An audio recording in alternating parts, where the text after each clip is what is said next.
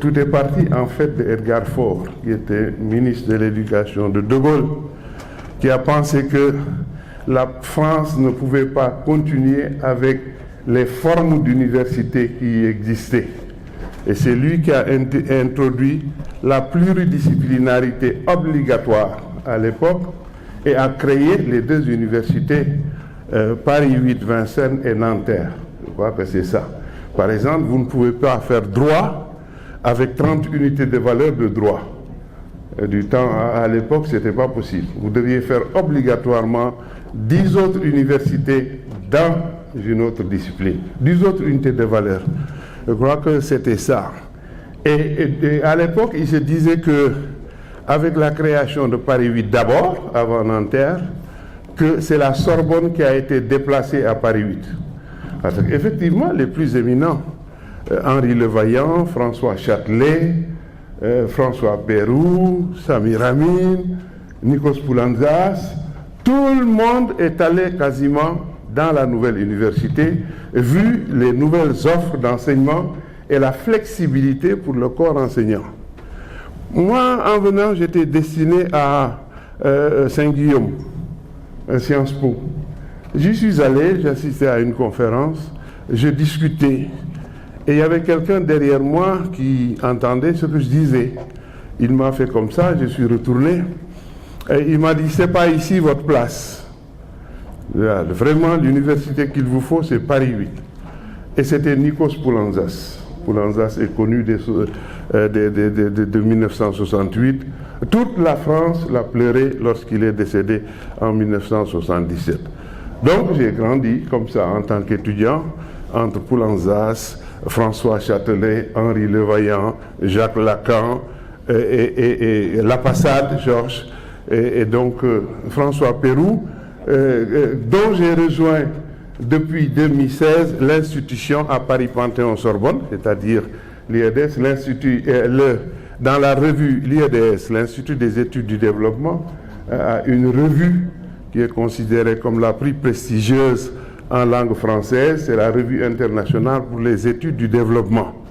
Je suis donc membre du conseil scientifique, et qui fait que tous les 6 mois, je suis ici en France. En tout cas, c'est un grand plaisir d'être avec vous. Et par la suite, je l'ajoute, Monsieur le ministre, il y a eu en 1914 la grande révolution du ministre de l'Éducation, René Haby. René Haby, sur la base des recommandations d'Edgar Faure, a introduit une innovation exceptionnelle. C'est-à-dire que toute femme, à partir du décret de 1974, ayant élevé un enfant 2 ans, avait l'équivalence du bac pour entrer directement à l'université. Je crois que c'était une grande révolution et je ne pouvais pas ne pas en parler. Sur le sujet, je crois que vous avez invité un des hommes qu'il faut, pour ne pas être trop long. Je vais simplement, moi, vous interpeller sur un certain nombre de choses. D'abord, sur la question de la fuite des cerveaux. Nous avons fait tellement de rencontres dans l'association des chercheurs et dans le cadre aussi de ICSU. ICSU, c'est le Conseil mondial pour la science, International Council for Scientific Union. J'y ai siégé pendant 13 ans. Nous discutions très souvent de la question de la fuite des cerveaux.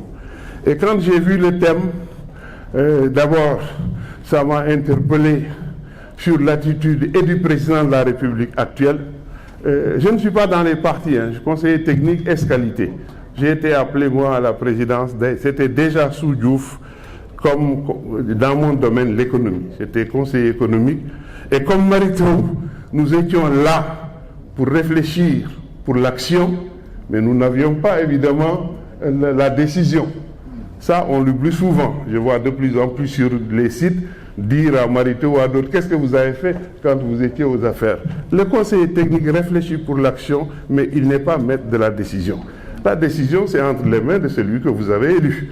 Donc, c'est plutôt la responsabilité de ceux qui ont élu de ce point de vue.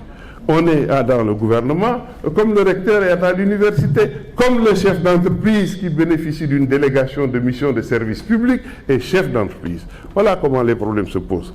Sur donc la fuite des cerveaux, moi j'ai énormément travaillé quand même, mais j'ai toujours une question partant de l'interpellation de l'UNESCO.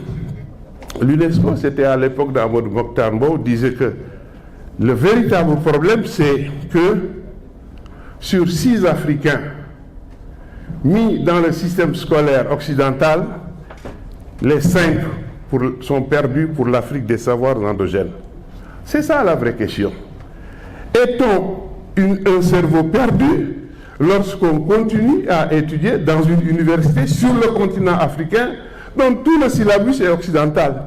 C'est ça, c'est pour ça qu'il faut élargir le champ de la réflexion sur même vous, les syllabus des diplômes, etc. et tout.